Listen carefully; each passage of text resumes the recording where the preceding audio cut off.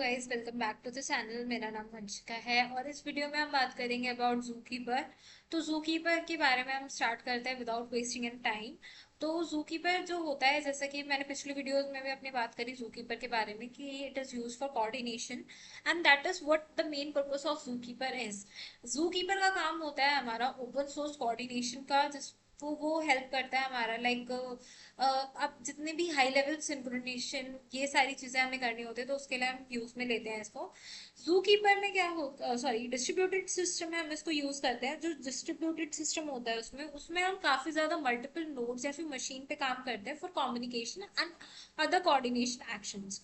जू कीपर हमें प्रोवाइड करता है कुछ ऐसे कोऑर्डिनेशन एक्शंस जो हम परफॉर्म कर सकें, and also by it does this by maintaining a hierarchical tree called of data nodes called as z nodes। मतलब z nodes का यूज करके ये हमें हेल्प करता है कि हम मतलब ये सारे काम कर सकते हैं। एंड देन इसके ये सारे काम होते हैं और इसमें कुछ सेट ऑफ प्रिमिटिव्स भी हमें ये प्रोवाइड करता है, जैसे लॉग्स, बैरियर्स, क्यूज, जिससे हम कोऑर्डिनेशन कर सकते हैं चीज़ों का।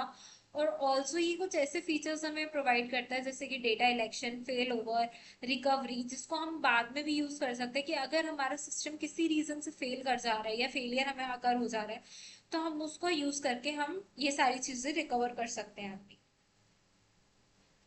नेक्स्ट है हमारे पास कि हमें किसकी क्यों नीड है।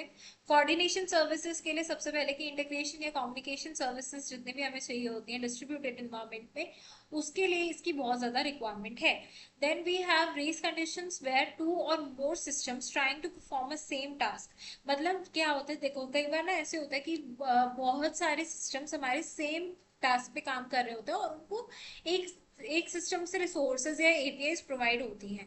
तो वहां पे कोऑर्डिनेशन की ब्रेक ना हो, उस चीज के लिए क्या होता है, हम जू कीपर का यूज कर सकते हैं। तो इस टाइप की प्रॉब्लम हमें नहीं देखने को मिलेगी। And the third and the most important problem is deadlock. Deadlock की कंडीशन ऐसी होती है कि जहाँ पे आपके पास क्या होता है कि मतलब बहुत ज्यादा सिस्टम सेम टाइम पे काम कर रहे हैं एंड दोनों मतलब जैसे मान लो फॉर एग्जांपल मेरे पास चार कंप्यूटर्स हैं। ठीक है, चार कंप्यूटर्स को मैंने चार रिसोर्सेज असाइन कर रखे हैं, A B C and D, और चारों को ही एक टाइम पे A B C D D की सबकी एक साथ रिक्वायरमेंट है। तो वो क्या करेगा कि ना, मतलब इस टाइम पे ऐसी सिचुएशन में क्या हो जाता है, कंडीशन ऑफ डेडलॉक हमें देखने को मिलती है। तो ये प्रॉब्लम थी। अब डिस्ट्रीब्यूटेड सिस्टम के बारे में हम समझते हैं थोड़ा सा कि डिस्ट्रीब्यूटेड सिस्टम होता क्या है। डिस्ट्रीब्यूटेड सिस्टम ऐसे सिस्टम्स होते हैं जब मल्टीपल कंप्यूटर सिस्टम सिर्फ एक सिंगल प्रॉब्लम पे काम करते हैं, तो उसको डिस्ट्रीब्यूटेड सिस्टम हम बोलते हैं। एंड देन वी हैव मतलब ये एक टाइप का ऐसा नेटवर्क होता है जहाँ पे बहुत ज्यादा ऑटोनॉमस कंप्यूटर्स एक साथ काम करते हैं, वो एक साथ कनेक्टेड होते हैं यूजिंग अ डिस्ट्रीब्यूटेड मिडलवेयर। की फीचर्स इसके देखने को मिलते हैं, concurrency, resource sharing, independent, global, greater fault tolerance and all. फिर हम बात करते हैं अबाउट अपाचे जू कीपर के बारे में। ये मैंने आपको बताया अभी जू कीपर के बारे में थोड़ा सा। ठीक है, तो इसमें बेसिकली देखो, मोटी मोटी बात ये समझ है कि एक तो सबसे पहले हमारे पास क्या है, सिंपल स्ट्रक्चर है इसका, काफी ट्री लाइक स्ट्रक्चर है इसका।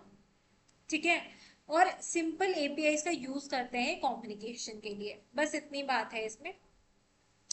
जू कीपर जितना भी होता है हमारा वो सारा जावा में इम्प्लीमेंटेड है आपका। वाइडली यूज कहाँ पे हो रहा है, डिस्ट्रीब्यूटेड सिस्टम्स में यूज हो रहा है इसका। तो अब सीधा मतलब और ज्यादा इसको इलेबोरेट ना करते हुए सबसे पहले मैं आपको अपना चैनल दिखा देती हूँ, सो दैट कि आप मेरा चैनल एक बार प्लीज सब्सक्राइब कर लेना, क्योंकि सब्सक्राइबर्स मेरे सिर्फ 57 है और मैं काफी टाइम से वीडियोस अपलोड कर रही हूँ।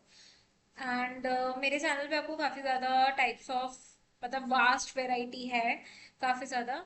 अगर आप मतलब इंजीनियरिंग बैकग्राउंड से हो तो आप एक्सप्लोर कर सकते हो थोड़ा सा। और अब हम बात करते हैं अबाउट द आर्किटेक्चर ऑफ जू कीपर।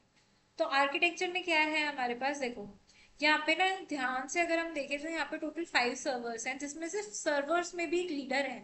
मतलब जैसे ये वाला सर्वर है, यहाँ पे क्लाइंट से रिक्वेस्ट आ रही है सर्वर को, यहाँ पर भी क्लाइंट से रिक्वेस्ट आ रही है, मतलब तीन क्लाइंट एक सर्वर को रिक्वेस्ट भेज रहे हैं, एक क्लाइंट एक सर्वर को रिक्वेस्ट भेज रहा है, यहाँ पे दो क्लाइंट्स रिक्वेस्ट भेज रहे हैं। बट एक चीज यहाँ पे नोटिस करने वाली ये है कि सर्वर्स का भी अपना एक लीडर है, who is like leading all the servers and taking the request from rest of the servers around it. ठीक है, इसमें हायरार्कियल हमें स्ट्रक्चर देखने को मिला, जिसमें नोड्स को क्या बोला जाता है, जी नोड। ट्री लाइक स्ट्रक्चर देखने को मिला हमें। जी नोड्स का क्या काम होता है, उनका काम होता है डेटा को स्टोर करना और परमिशंस को सेट करना कि जी नोड्स पे किसका कंट्रोल है या कंट्रोल एक्सेस प्रोवाइड करना। Then we have the important components of जी जू कीपर। तो यहाँ पे हमें कुछ इस टाइप के कंपोनेंट्स देखने को मिलते हैं, जिसमें हमें राइट रिक्वेस्ट, रिक्वेस्ट प्रोसेसर जो ऑफ कोर्स इस रिक्वेस्ट को प्रोसेस करता है, एटॉमिक ब्रॉडकास्ट हमारे को देखने को मिलता है, और एक रेप्लिकेटेड डेटाबेस होता है। रेप्लिकेटेड मतलब वो इसका नाम है, बट यहाँ पे जितना भी डेटा होता है जू कीपर या फिर नोड्स का, उनका सारा डेटा यहाँ पे स्टोर होता है, और यहीं पे हमारी रिक्वेस्ट रीड होती है और उसके बाद हमें रिस्पॉन्स देखने को मिलता है। यहाँ पे आप वीडियो को पॉज करके इसको और अच्छे से पढ़ सकते हो।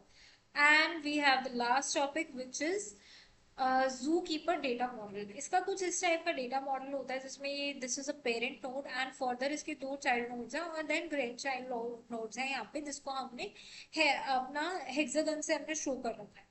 ठीक है, तो जू कीपर होता क्या है, इन जू keeper the data is stored in hierarchical name space. ये अभी तक हमने सारी बात समझी। और यहाँ पे हम सिंपल एपीआईज का यूज करें किसके लिए, अगर आपको इन नोड्स को क्रिएट करना है, डिलीट करना है, इनमें से रीड हमें करना है, राइटिंग करनी है इन भी नोड्स में, तो उसको हम एपीआईज के थ्रू करते हैं। ठीक है, और यहाँ पे क्या होता है हमारे पास, यहाँ पे तीन टाइप्स ऑफ हमें नोड्स देखने को मिलते हैं, परसिस्टेंट, एफिमेरल एंड सिक्वेंशियल। तो परसिस्टेंट नोड कौन सी होती है, वो नोड जो ऐसी नोड जिसको आप जब तक खुद से एक्सप्लिसिटली उसको डिलीट नहीं करोगे तब तक वो अलाइव रहेगी। एम्फीमेरल होती है जब तक आपका क्लाइंट के साथ कनेक्शन बना हुआ है तब तक वो रहेगी, और जैसे ही कनेक्शन ब्रेक होगा वो नोड ऑटोमेटिकली क्या होगा, डिलीट हो जाएगा। सिक्वेंशियल में हमें देखने को मिलता है this is a combination of both persistence and ephemeral. Okay, तो I guess this is all about the video. तो अगर आपको वीडियो अच्छा लगा हो तो प्लीज इसको लाइक करना, चैनल को सब्सक्राइब करना, एंड थैंक्स फॉर वॉचिंग।